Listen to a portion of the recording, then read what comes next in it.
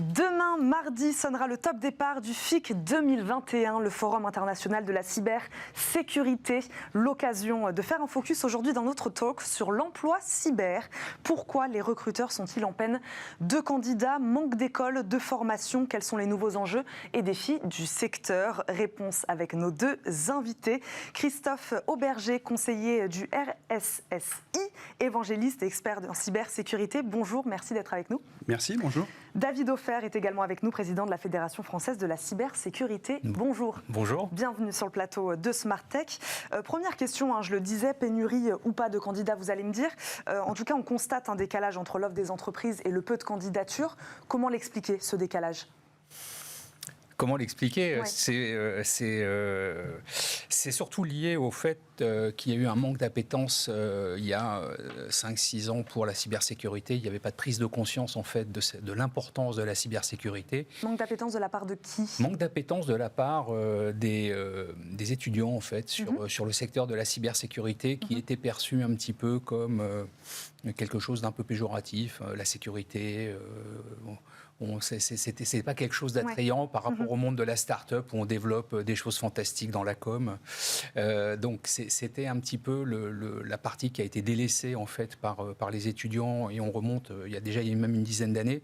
Et puis avec la numérisation à marche forcée en fait du tissu économique, bien finalement et les événements qu'on voit depuis 2-3 ans, on voit finalement qu'on arrive justement à cette pénurie. C'est ça, la numérisation, la digitalisation du monde de la société s'est faite. Par contre, l'image, elle, est toujours un peu, l'image de ce secteur est toujours un peu ternie. Ça évolue quand même. On va vers le mieux. Oui, ça évolue, mais ça évolue lentement. Et malheureusement, je pense que ça évolue moins rapidement que le besoin. Et effectivement, aujourd'hui, il y a un décalage fort entre l'offre et la demande sur ces métiers-là. On peut parler de pénurie ou le mot est un peu fort ? On peut parler de pénurie. Il y a des entreprises qui ont énormément de difficultés à recruter. Et effectivement, ça crée forcément une inflation sur les salaires, puisque les entreprises essayent d'attirer les talents dans ces domaines-là.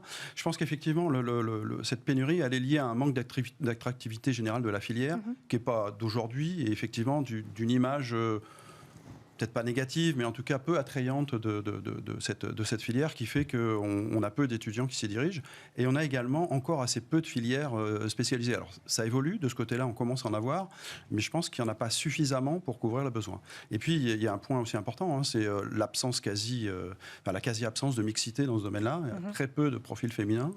Et effectivement, je pense que c'est lié à l'image de la cybersécurité qui est quelque chose d'un peu austère, on va dire, par rapport à d'autres filières informatique ou liées à la transformation numérique. Donc on va continuer à discuter avec vous et peut-être donner des solutions justement pour faire changer cette image. Une question, j'en parlais, demain se passera le Forum international de la cybersécurité. Quelle est l'importance d'un forum comme celui-ci? Peut-être justement déjà de mettre en lumière ce secteur-là? Alors, tout à fait. Alors, le FIC, puisque ce forum, il existe depuis un certain temps et c'est devenu véritablement une référence. Alors, moi, je suis pas le porte-drapeau du FIC. Néanmoins, il faut reconnaître la place importante qu'a le FIC, qui a su prendre une place prépondérante en France sur la représentativité du monde de la cybersécurité. Et j'en veux pour exemple que tous les politiques, ou la plupart qui ont en charge plus ou moins le domaine cyber, font un passage sur le FIC parce qu'il y a cette représentativité à la fois de l'État, des collectivités, mais également une très bonne visibilité internationale. Moi, je rencontre régulièrement des délégations étrangères qui viennent sur le FIC et puis bien sûr les entreprises, qu'elles soient françaises ou étrangères, qui viennent présenter leurs solutions, leurs nouvelles solutions sur le FIC et bien sûr les utilisateurs. Et vous parliez d'emploi tout à l'heure. Il y a maintenant beaucoup d'étudiants qui viennent au FIC pour s'intéresser à la filière et essayer de voir si éventuellement ils pourraient trouver quelque chose qui pourrait les attirer sur ce secteur. Christophe Auberger, comment expliquer la vitesse à laquelle bouge ce secteur aujourd'hui, à laquelle bouge cette filière? C'est aussi ça la difficulté, c'est que ça bouge très vite. J'en parlais tout à l'heure de nouveaux métiers. C'est peut-être ça aussi qui crée ce décalage. Oui, tout à fait. Il y a plusieurs facteurs à ça. Le premier, c'est l'accélération de la transformation numérique des entreprises. Aujourd'hui, c'est un fait. Toutes les entreprises sont engagées et le processus, pour celles qui étaient un peu en retard, on va dire, s'accélère. Il y a un deuxième phénomène, c'est la prise de conscience de l'intérêt de la cybersécurité. La menace cyber, elle existe depuis longtemps, malheureusement. Par contre, elle se fait plus forte et elle se fait plus sophistiquée. Et effectivement, la menace augmente dans un monde où la surface d'attaque des entreprises est plus importante. Donc effectivement, on a un intérêt. Et puis il y a aussi le fait qu'aujourd'hui, dans toutes les entreprises, la cybersécurité, c'est devenu un enjeu stratégique. À la fois les entreprises, mais également au niveau de l'État. On voit aujourd'hui la prépondérance d'agences comme l'ANSSI, qui fait un travail important sur cette sensibilisation et sur le fait que les entreprises prennent en compte ce risque cyber. Donc effectivement, ça décuple la demande, puisque les entreprises montent des équipes cyber ou délèguent ça à des entreprises sous forme de services. Donc en tout état de cause, ça veut dire des ressources en plus. Et effectivement, on constate ce décalage entre le besoin de ressources dans ce domaine-là, qui est en plus un domaine qui bouge beaucoup, donc où les gens doivent se former de manière continue. Pour ça, je pense qu'aussi une des voies pour répondre à ce problème de pénurie, c'est également la formation continue. Oui, la formation en continu, donc une formation ponctuelle, mais aussi une formation continue. David Hofer, pour continuer à parler de ça, de cette évolution très rapide, pour qu'on comprenne à quelle quantité de nouveaux métiers elle fait face aujourd'hui, cette filière. Alors, je n'ai pas le nombre de nouveaux métiers. Néanmoins, nous, au niveau de la fédération, on a créé un nouveau métier. On a créé un nouveau métier pour répondre aux enjeux auxquels font face notamment les entreprises et les collectivités. Parce qu'aujourd'hui, vous avez une multiplicité des technologies, des typologies de cyberattaques. Vous avez une multiplicité des offres de technologies pour assurer la cyberdéfense. Néanmoins, on en revient toujours aux fondamentaux, c'est-à-dire qu'il faut des moyens humains de manière à réduire ce qu'on appelle les surfaces d'attaque. Et aujourd'hui, il faut du personnel pour cela. Or, des bacs plus 5, des bacs plus 6, voire des bacs plus 7, pour travailler dans la cyber, on ne les formera pas demain matin. Et donc, il a fallu prendre le problème à l'envers et on a créé un nouveau métier qui s'appelle assistant cyber, qui est un métier qui est ouvert à des jeunes ou à des personnes en reconversion professionnelle, qui sont d'un niveau bac, des personnes qui ont de l'appétence finalement pour les technologies, des gens qui veulent découvrir ces métiers de la cybersécurité et qui vont aller en fait au contact des utilisateurs pour vérifier qu'ils maîtrisent les bonnes pratiques d'utilisation numérique et notamment la dimension cybersécurité de l'utilisation des moyens numériques qu'ils ont à leur disposition. Donc ce nouveau métier, en fait, nous on s'est engagé à créer 20 000 emplois sur ces 5 prochaines années avec ce nouveau métier et on a mis en place non seulement la cartographie de ce métier, mais également les formations qui vont avec. Et aujourd'hui, on propose 2 niveaux de formation, des formations de 400 ou 600 heures. Ces formations, elles sont financées par les organismes de financement.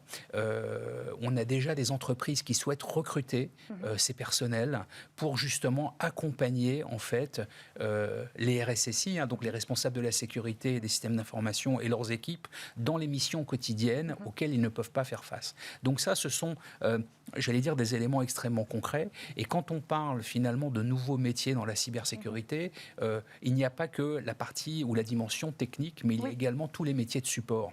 Parce que la cybersécurité, bien sûr, on regarde toujours ça avec un œil très technique, très technologique.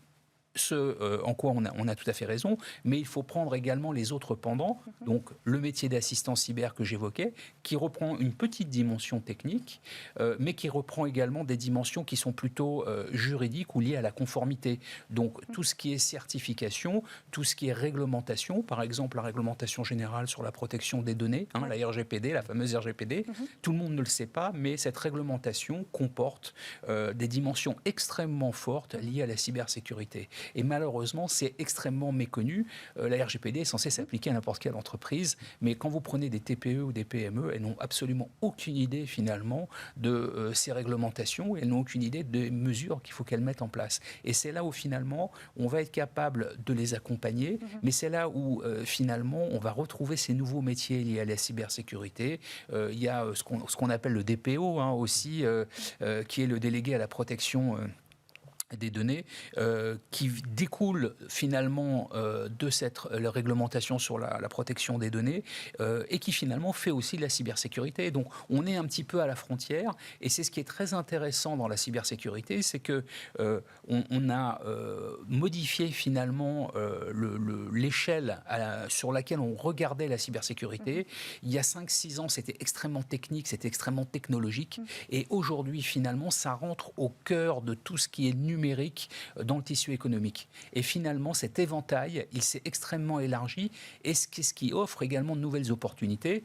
On évoquait tout à l'heure le manque de présence féminine. C'est quelque chose qui est en train de s'arranger parce qu'on retrouve de plus en plus finalement de femmes et c'est une très bonne chose dans le milieu de la cybersécurité parce qu'avec ces nouveaux angles d'approche, finalement, il y a cette nouvelle appétence et ce nouvel attrait pour les métiers de la cybersécurité. Christophe Auberger, une question sur ce cadre justement législatif qui entoure ces métiers de la cybersécurité, qui est quand même peut-être un peu complexe, en tout cas pour des peut-être plus petites structures, il faut faire de la pédagogie. Comment justement faire de la pédagogie donc auprès des petites structures et comment se prémunir des dangers, justement de fuite, des dangers liés à la propriété intellectuelle ? Alors effectivement, c'est un vaste sujet. Je pense que la première chose, c'est qu'on devrait, et je pense qu'il y a des prémices qui sont en train d'arriver, mettre au moins une sensibilisation à la cybersécurité dans tous les cursus de formation. Alors nous, on le fait avec certaines écoles sur lesquelles on intervient dans le cadre on va dire, de sensibilisation. L'objectif est de pas de faire des experts, de pas forcément avoir des gens qui soient capables de réagir en termes d'attaque, mais surtout des gens qui sont conscients du risque et des bonnes pratiques. Alors effectivement, tous les gens qui travaillent dans la cyber, à chaque fois qu'on intervient, on nous reproche de faire peur, d'avoir un côté paranoïaque. Alors c'est peut-être plus ou moins vrai, mais ce qui est surtout important, c'est de voir que dans toute attaque, quelle qu'elle soit, dans la très très grande majorité des cas, il y a une intervention humaine et qui est en général pas malicieuse. C'est souvent un utilisateur qui ouvre une pièce jointe, c'est souvent un utilisateur qui ramasse une clé USB. Voilà, c'est des choses comme ça.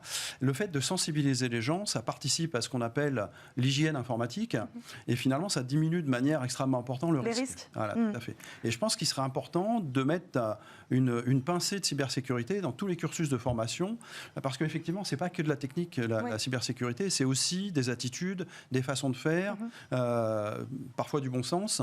Et il suffit simplement que les gens soient conscients du risque pour plus facilement l'aborder. Nous, ce qu'on a l'habitude de dire... Donc il y a aussi cette notion peut-être de soft skills, justement, il y a les hard skills, il y a la compétence technique, mais il y a aussi cette notion de soft skills. Absolument, je pense que c'est très important. La première barrière d'une entreprise, c'est le collaborateur. Et ça, si le collaborateur il a cette conscience, le niveau de sécurité globale va très largement augmenter. David Hofer, aujourd'hui, qui recrute ? Toutes les entreprises pourraient potentiellement avoir besoin d'experts en cybersécurité. Il y a d'un côté les entreprises qui développent des technologies de cybersécurité ou qui délivrent des services en cybersécurité, qui ont toujours recruté. Mais ce qui est un peu plus nouveau, si je puis dire, depuis 4-5 ans, c'est que finalement toutes les entreprises, quel que soit le secteur d'activité, recrutent en fait des personnels en cybersécurité de manière à assurer la sécurité de leur système d'information. Et donc finalement, on se retrouve, et d'ailleurs, il y a des passages des uns vers les autres.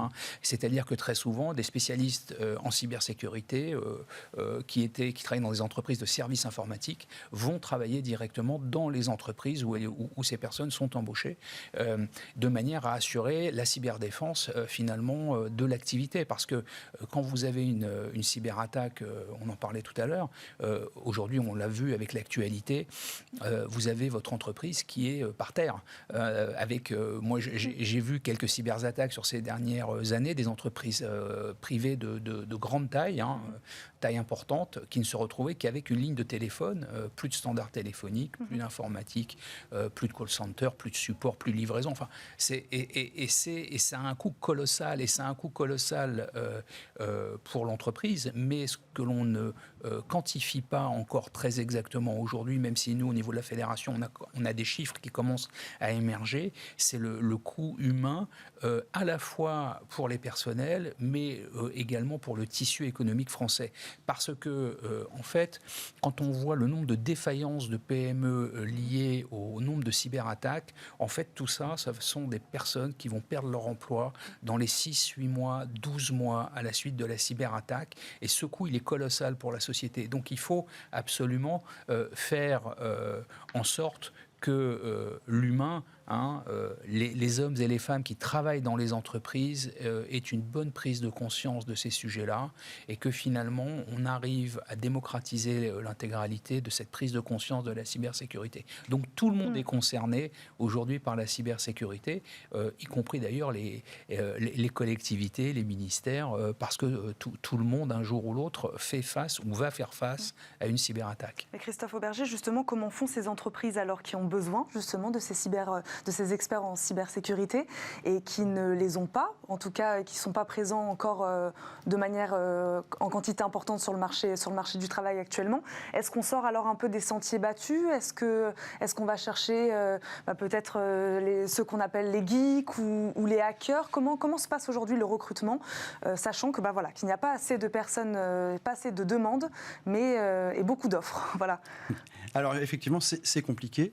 Il peut y avoir effectivement sur certaines entreprises des gens qui vont aller chercher des hackers, ou en tout cas des gens qui gravitent dans ces milieux-là.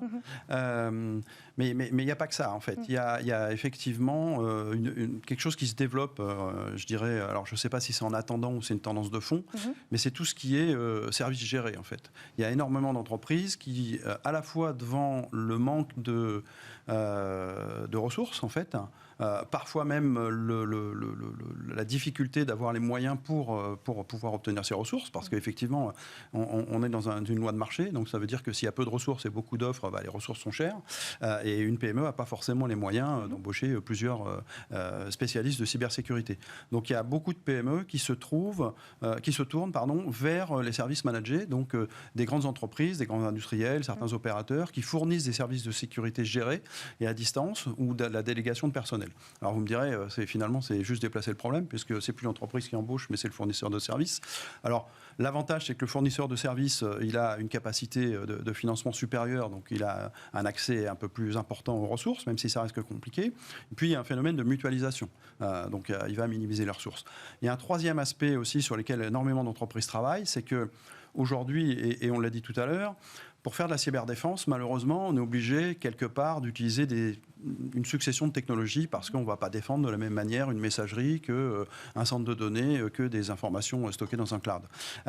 Et donc cet empilement finalement de technologies fait qu'on va augmenter la complexité et qu'on va augmenter le besoin en ressources pour gérer tout ça.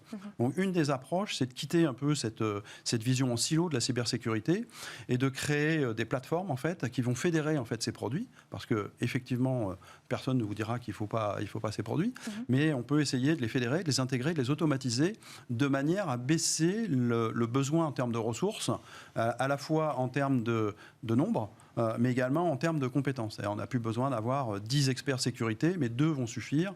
Et c'est un moyen d'adresser le problème en attendant que les filières se débloquent, que l'attractivité du domaine change et qu'on puisse avoir plus de ressources. Peut-être juste pour chiffrer, alors c'est toujours compliqué de donner des chiffres, mais aujourd'hui en France, à l'instant T, on parle d'un manque de ressources de 350 000 profils. On est entre 4 et 6 millions au niveau mondial.